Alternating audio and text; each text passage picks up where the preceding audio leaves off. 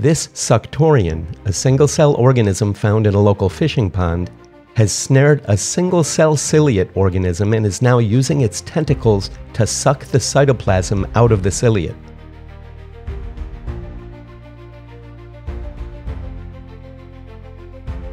You can see cytoplasm streaming out of the ciliate and into the suctorian.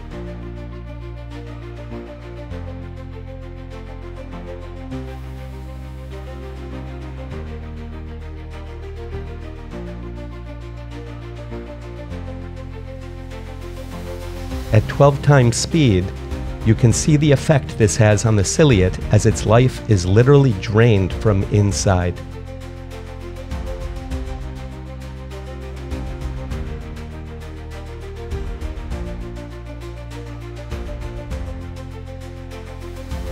Also, see how the suctorian uses a spring-like mechanism to extend and retract its tentacles.